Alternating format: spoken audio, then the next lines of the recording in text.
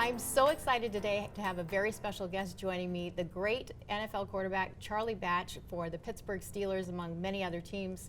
Welcome. Thank you.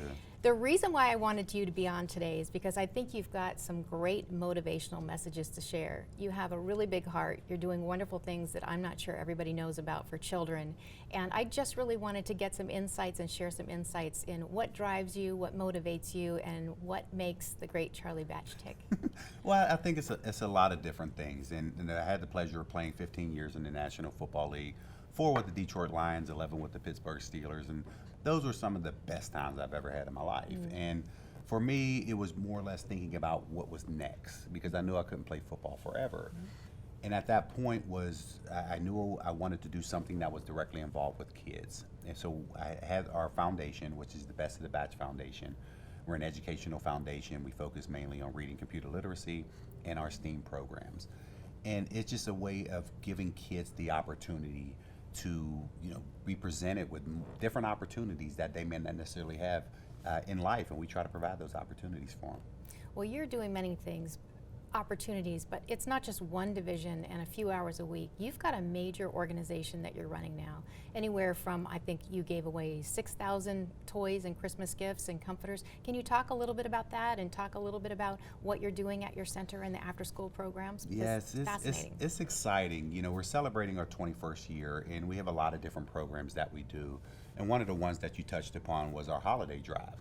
And we collect we ask to try to collect anywhere from 6,000 to 8,000 toys per year. And we collect them, but we collect them unwrapped. And we need help wrapping them. So what we do is ask our volunteers to come over to have a big wrapping party. And people are like, wrapping party? Am I rapping like singing a song type of rap? And I'm like, no, we need help. We need your man hours, woman hours to be able to help wrap these gifts. And we have so many people that actually come over, wrap the gifts, and then from there, we have our family. We adopted 141 families roughly this year, and we actually go out on Christmas Eve and deliver the presents. I love that. And that was something that, it takes a lot of time, a lot of manpower to do that. But when you actually deliver those presents to a home and you see the living arrangements, you see there's not many presents under under the tree, you know that these families need these toys. And we try to make it a full fun-filled experience for them. Not only do we give the children presents, we give them household items. We give them dinners so they can actually have a dinner together on Christmas Eve. And it's just fulfilling. And there are a lot of times that you actually have to keep your emotions in check. Because when you're walking around and you're walking back and the families are thanking you for that, you're trying to keep it together. And when you get to the car, you're just like, wow, this is why we do this. And it's just truly remarkable and truly, heartfelt for us to be able to do that. And we get, we'll get the credit, but we don't do that ourselves. It takes a lot of people who actually help make that particular program go, and we're thankful for that. Right, right. Well, I was talking to Tasha, your wife, earlier, and she was telling me that all the different programs that you do have, but also your organization actually acts as mentors, acts as mothers, acts as fathers. I mean, you're spanning the distance of helping kids to learn how to eat better, to get motivated, to get moving, to study. You make them study. Can you talk a little bit about that basketball program? And Yes, everything is tied to some typical educational component.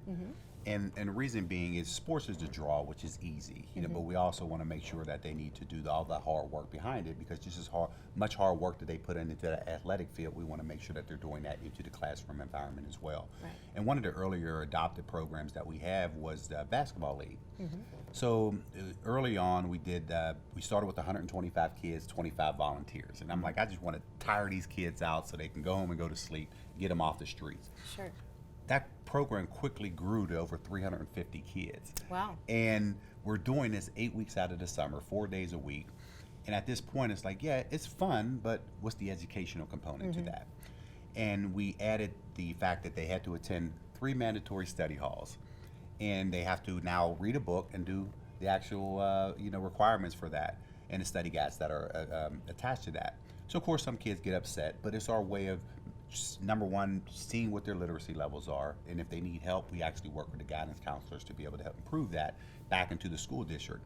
Quite frankly, this may be the only book that these kids pay attention to throughout the course of the summer. Right. So now we're trying to incorporate that summer reading part into this program. You have some kids that want to do it. Some, quite frankly, don't. But we let them know how important it is. And for 15 years, we've been doing this particular program, and it's fun because people don't realize basketball was my first love. And people are like, "Are you serious? Why basketball, not football?" And the reason being I chose basketball was the fact that in football, you really only can do 1 week at football camp in the summer. If there's no game attached to that, the kids lose interest pretty quickly, right? So basketball was our way of making sure that we can get girls and boys involved, that they can go out here and play throughout the course of the summer, and that's something that's worked for us. Smart, very smart. So through the last 15 years, I'm sure you've stayed attached to, or you've followed the children that have come into your program. Have you seen a tremendous difference in, or seen the impact that you've made in an organization, in a community, in the kids, in a family's life through all of your programs? And when we have the programs, you have the community involvement, so they feel like they are impactful as well. Because they're volunteering their time. But then when you have kids who actually grow up through the program and they come back and tell their story, just saying, "Man, I love this program. This kept me off the streets in the summer." The reward for me is now those kids are giving back, and they're not only with our program, but maybe doing something individually that they would want to do. And we try to support those kids along the way. And when you see some of those kids who are growing up and now they're like history teachers, you're like, "Wait a minute, that." You're talking about this playful kid that didn't want to listen to anybody when they were younger. Now you're leading the charge. And, we're just trying to continue to go out there and hopefully make that impact into our next generation of leaders. And it's just fulfilling whenever you see that happening and they're going out there living life and they're able to tell that story. And the one thing I'm quick to remind people of is like, yeah, you can be successful now, but don't forget that people helped you along the way. And now it's your time to return that favor and help the next generation. That's right. Well, you've got a big heart. So what are some of the things that you lean on personally on the field? I'm sure you had high moments and you had low moments. Is there anything that was your motto or things that you lived by? What got you up in the morning and get back up when you just really didn't feel like getting back up some days? Well, that's always challenging, and of course people always remember the highlights of it, but there are lowlights that kind of come, but people forget that journey of what it took to get there. And one of the things that brought to my attention early in my years were, it was the 5 Ps. It was proper preparation prevents poor performance. And that was something to making sure that, okay, you're preparing, setting yourself up for that success, but there's also that thing called work ethic. And you have to now put that time and energy into those things to be successful. And nobody remembers, when you're there working out on your own, it's 90 degrees outside, you have the option of laying on the couch, or do you go work out? People aren't familiar with those stories, but you have to continue to remind yourself that these are the things that I have to do to continue to go out there and be at the pinnacle of your game. And I just always always remember that those 5 Ps were the ones that really you sit back and say, prepare, and whenever you are successful, don't be shocked when it happens. That's right. Well, you worked very hard for it, so bravo for you. Thank you. That's great. Did you have a coach or a mentor or someone along the way that really made an impression and impact in your life?